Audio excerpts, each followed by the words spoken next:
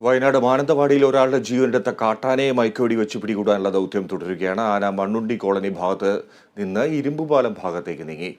ദൗത്യം ആനയ്ക്കരികിലെത്തി. വന്യജീവി ആക്രമണത്തിൽ നിന്ന് ജനങ്ങൾക്ക് സർക്കാർ സുരക്ഷ ഒരുക്കുന്നില്ലെന്ന് ചൂണ്ടിക്കാട്ടി വയനാട്ടിൽ കർഷക സംഘടനകളുടെ മനസാക്ഷി ഹർത്താലും തുടരുകയാണ്. CV ഷിബു വിവരങ്ങളുമായി വയനാട്ടിൽ നിന്ന്. ഷിബു, ആനയുടെ അടുത്തേക്ക് ഇപ്പോൾ സംഘം എത്തിയിട്ടുണ്ട് എന്ന് മനസ്സിലാക്കുന്നു. മയക്കുവെടി വെക്കാനുള്ള എല്ലാ സാഹചര്യങ്ങളും ഉണ്ടോ? എന്തൊക്കെയാണ് വിവരങ്ങൾ?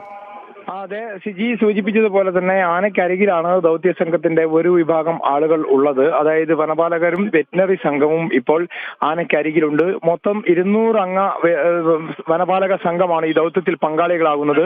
ഇവർ രാവിലെ മുതൽ തന്നെ ഇരുമ്പുപാലത്തിന് സമീപം ആനയുള്ളതിനാൽ രാവിലെ റേഡിയോ കോളറിൽ നിന്ന് ലഭിച്ച സിഗ്നലും അതുപോലെ തന്നെ ആനയെ നിരീക്ഷിച്ചവരും കണ്ടതും ഇതേ സ്ഥലത്ത് തന്നെയാണ്. ആന അവിടെ നിന്ന് മാറാത്തത് അനുകൂലമായ ഒരു സാഹചര്യമാണെങ്കിലും അവിടെയുള്ള ചതുപ്പും അതുപോലെയുള്ള കുറ്റിക്കാടുകളുമാണ് ആനയെ മയക്കുവെടി വെക്കാൻ ഒരു ദുസ്സഹമായ സാഹചര്യത്തിലേക്ക് മാറിയിട്ടുള്ളത്, പ്രതികൂലമായി മാറിയിട്ടുള്ളത്. ഉച്ചയ്ക്ക് മുൻപ് മയക്കുവെടി വെക്കാനാകുമെന്നൊരു പ്രതീക്ഷയിലായിരുന്നു ഈ വെറ്റിനറി സംഘവും വനപാലകരും എല്ലാം ഉണ്ടായിരുന്നത്. പക്ഷേ അത് സാധ്യമായിട്ടില്ല.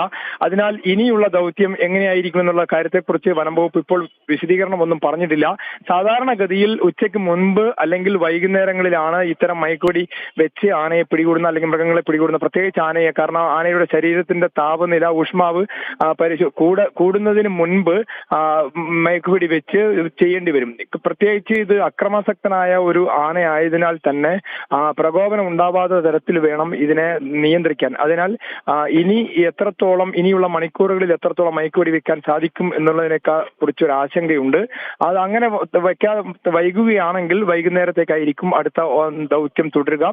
വൈകുന്നേരമാണെങ്കിൽ ഏറ്റവും അനുയോജ്യമായ സമയമാണ്. കാരണം ചൂട് കുറഞ്ഞു വരുന്ന സമയത്ത് മയക്കുവെടി വെച്ച് ആനയെ ശരീരം തണുപ്പിച്ച് വാഹനത്തിലാക്കി മുത്തങ്ങയിലേക്ക് കൊണ്ടുപോകാൻ കഴിയും.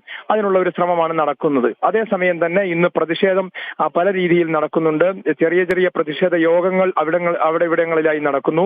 കടകളെല്ലാം അടഞ്ഞു കിടക്കുകയാണ്. KSRTC മാത്രമാണ് സർവീസ് നടത്തുന്നത്. സ്വകാര്യ ബസ്സുകളൊന്നും ഓടുന്നില്ല. സ്വകാര്യ വാഹനങ്ങളും കുറച്ചു മാത്രമായി ഓടുന്നുണ്ട്. ജനങ്ങളെല്ലാം ഹർത്താലിനോട് സഹകരിക്കുന്ന ഒരു നിലപാടാണ് ഇവിടെ ഉള്ളത്. കാരണം ഇത് ജനങ്ങളുടെ, വയനാടിന്റെ നിലനിൽപ്പിന്റെ പ്രശ്നമാണ്, കർഷക ജനതയുടെ നിലനിൽപ്പിന്റെ പ്രശ്നമാണ്. അതുകൊണ്ട് തന്നെ മനസാക്ഷിയുള്ളവരെല്ലാം പിന്തുണയ്ക്കണമെന്നായിരുന്നു അവർ ആഹ്വാനം ചെയ്തത്. അങ്ങനെ മനസാക്ഷിയുള്ളവർ എന്ന നിലയിലായിരിക്കാം എല്ലാ ജനങ്ങളും, എല്ലാ വിഭാഗം ആളുകളും ഈ ഹർത്താലിനെ പിന്തുണയ്ക്കുകയാണ്. പ്രക്ഷോഭത്തിന്റെ ഭാഗമായി ഇന്ന് ഉച്ച കഴിഞ്ഞ് 3 മണിക്ക് മാനന്തവാടി നഗരത്തിൽ ഒരു പ്രക്ഷോഭ സംഗമം കൂടി നാഷണൽ ഫാർമർ പ്രൊഡ്യൂസർ ഓർഗനൈസേഷന്റെ നേതൃത്വത്തിൽ നടത്തിയിട്ടുണ്ട്. FRF ആണ് ഹർത്താലിന് ആഹ്വാനം ചെയ്തത്. അവരുടെ സമരം ഇന്നും നാളെയും നടക്കുന്നുണ്ട്. കർഷക കോൺഗ്രസിന്റെ നേതൃത്വത്തിലുള്ള ഒരു സമരം നാളെ മാനന്തവാടി DF ഓഫീസിന് മുൻപിൽ നടക്കുന്നുണ്ട്. അങ്ങനെ വിവിധങ്ങളായ പ്രതിഷേധങ്ങളും പ്രക്ഷോഭങ്ങളും ഒരു ഭാഗത്തും നടക്കുന്നുണ്ട്. ഹർത്താൽ പുരോഗമിക്കുകയാണ്.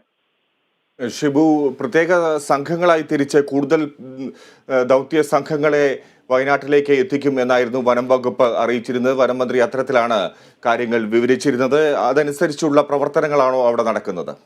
അതെ, വനംവകുപ്പ് മന്ത്രി പറഞ്ഞത് തീർത്തും ശരിയാണ്. ജില്ലയ്ക്ക് പുറത്തുനിന്ന് ഇതുപോലുള്ള പ്രശ്നങ്ങൾ ഉണ്ടാകുമ്പോൾ ദൗത്യത്തിൽ പങ്കാളികളായ ആളുകളെ ചേർത്താണ് ഇപ്പോൾ അങ്ങനെയുള്ള ഉദ്യോഗസ്ഥരെ മാത്രം തിരഞ്ഞുപിടിച്ച് ചേർത്താണ് ഈ ഒരു ദൗത്യ സംഘം ഉണ്ടാക്കിയിട്ടുള്ളത്. ഇതിപ്പോൾ 200 അംഗ സംഘമാണ്.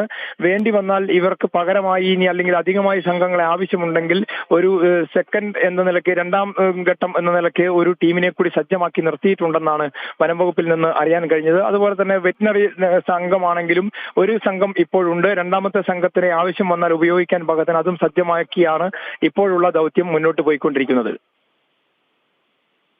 ശരി ഷിബു, വയനാട്ടിൽ നിന്ന് റിപ്പോർട്ട് ചെയ്യുന്നു.